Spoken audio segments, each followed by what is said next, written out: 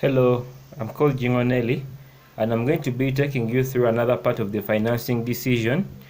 And before I begin off, I'm going to require you to subscribe and also follow what I'm pointing at, because I'm already having properly well explained, laid down information.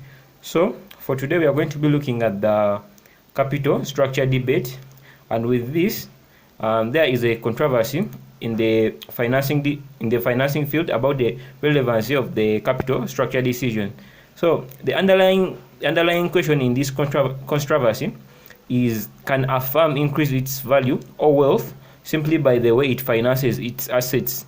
So with this controversy, two theories of thought for capital structure, or two theories of capital structure, emerged in this respect. So one of them is the traditional school of thought, or the classical school of thought.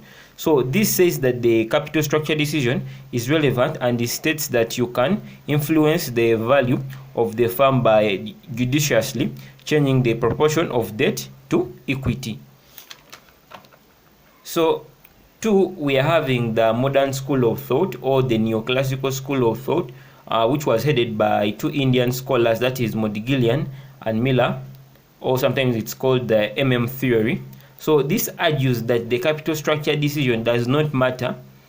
And after me knowing the two schools of thought that I'm going to be dealing with, so beginning off with the traditional or the classical school of thought. So the school of thought, so this school of thought advocates that the financing method can influence the value of the firm through its impact on the firm's cost of capital.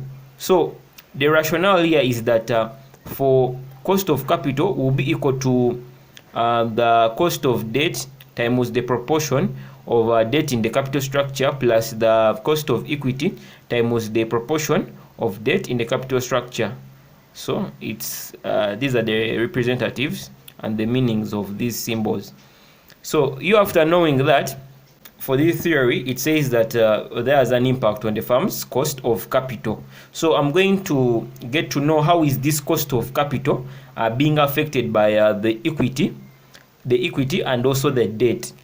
So moving on, I should note that at low levels of cost of capital, value of the firm will be high, and cost of debt is generally lower than the cost of equity because of the tax shield advantage, since interest costs on debt are tax deductible expenses, while the dividend costs on equity are not.